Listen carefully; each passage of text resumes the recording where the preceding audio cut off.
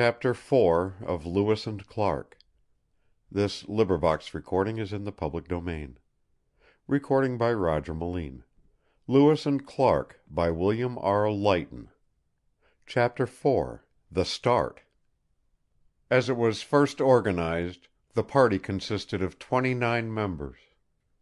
The 2 officers, 9 young Kentuckians, 14 soldiers of the regular army who had volunteered to accompany the expedition, 2 French watermen, an interpreter and hunter, and a negro servant of Captain Clark.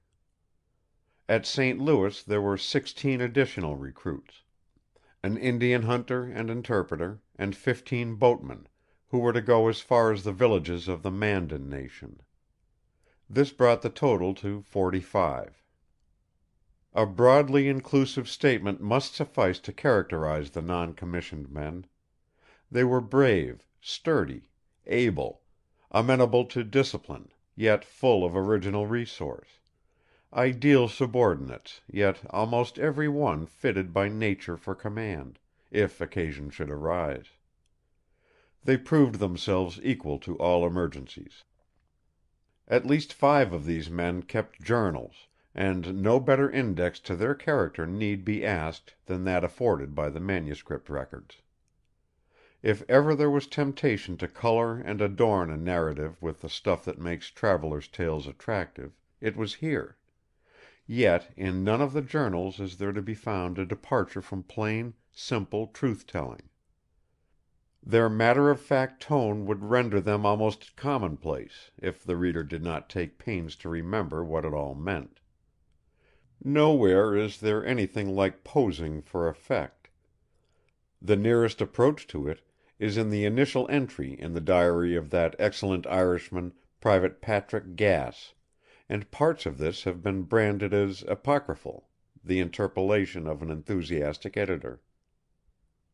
On Monday, 14th of May, 1804, we left our establishment at the mouth of the river Du Bois, or Wood River, a small river which falls into the Mississippi, on the east side, a mile below the Missouri, and having crossed the Mississippi, proceeded up the Missouri on our intended voyage of discovery, under the command of Captain Clark. Captain Lewis was to join us in 2 or 3 days on our passage. The expedition was embarked on board a bateau and 2 periogues. The day was showery, and in the evening we encamped on the north bank, 6 miles up the river. Here we had leisure to reflect on our situation, and the nature of our engagements; and as we had all entered this service as volunteers, to consider how far we stood pledged for the success of an expedition which the government had projected, and which had been undertaken for the benefit and at the expense of the Union, of course of much interest and high expectation. The best authenticated accounts informed us that we were to pass through a country possessed by numerous, powerful and warlike nations of savages, of gigantic stature, fierce, treacherous and cruel, and particularly hostile to white men; and fame had united with tradition in opposing mountains to our course, which human enterprise and exertion would attempt in vain to pass. The determined and resolute character, however, of the corps, and the confidence which pervaded all ranks dispelled every emotion of fear and anxiety for the present, while a sense of duty, and of the honor which would attend the completion of the object of the expedition, a wish to gratify the expectations of the government, and of our fellow citizens, with the feelings which novelty and discovery invariably inspire, seemed to ensure to us ample support in our future toils, suffering, and danger. In Captain Clark's journal there is nothing of this sort.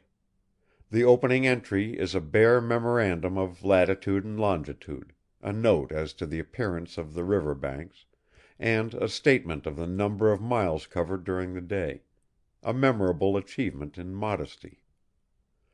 Of the boats in which the party was embarked, the bateau was a keel vessel 55 feet in length, carrying a large square sail, and manned by 22 oars. In the bow and stern 10-foot decks formed forecastle and cabin, and in the middle part were lockers, whose tops could be raised to form a line of breastworks along either gunwale in case of attack from Indians. The periogues were open boats, manned by 6 and 7 oars. Besides these conveyances for the men and baggage, horses were led along the banks of the river to be used by the hunters in their daily occupations and for service in emergency.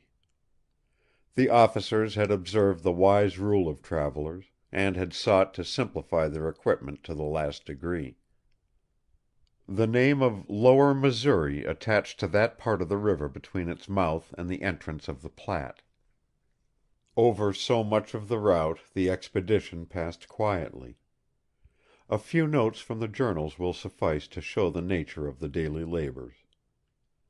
May 16th the party stopped at the village of St. Charles, a typical French settlement of the frontier, 21 miles above St. Louis, and under that date occurs this admirable note: "The inhabitants, about 450 in number, are chiefly descendants from the French of Canada.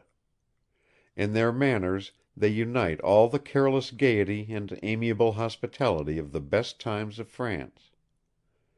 Yet, like most of their countrymen in America, they are but little qualified for the rude life of the frontier; not that they are without talent, for they possess much natural genius and vivacity; not that they are destitute of enterprise, for their hunting excursions are long, laborious, and hazardous; but their exertions are all desultory, their industry is without system and without perseverance. The surrounding country, therefore, though rich, is not generally well cultivated; the inhabitants chiefly subsist by hunting and trade with the Indians, and confine their culture to gardening, in which they excel." It would be difficult to find a juster or more accurate characterization of the French as pioneers. Although in the early days of settlement along the Mississippi and its tributaries they outnumbered the people of other nations, they made no deep impression.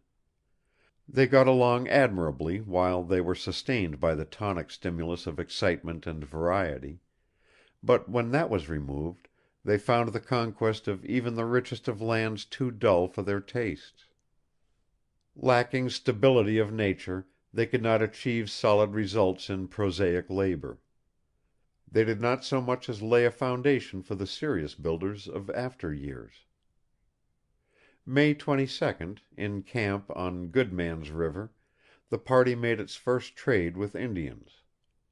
Some Kickapoos were engaged to procure provisions. They brought in 4 deer, and were given in return 2 quarts of whiskey, which they considered ample requital.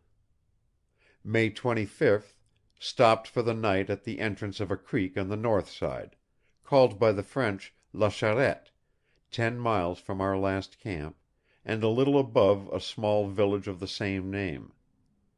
It consists of 7 small houses, and as many poor families, who have fixed themselves here for the convenience of trade. They form the last establishment of whites on the Missouri. La Charette was one of the earliest colonies, and famous as far western home of Daniel Boone. There that immortal frontiersman passed the last years of his life, in the sweet luxury of quiet and freedom, and there he died in the year 1820.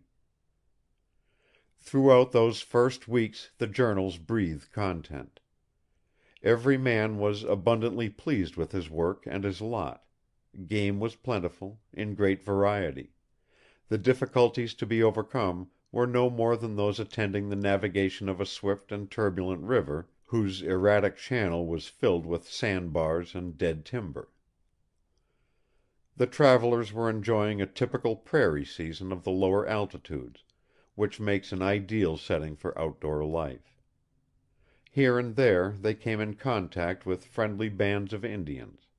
Occasionally they encountered boats upon the river, manned by traders, who were drifting with the current to St. Louis, bearing the plunder of a season's traffic. Upon the banks of the stream were many tokens of the inconstancy of purpose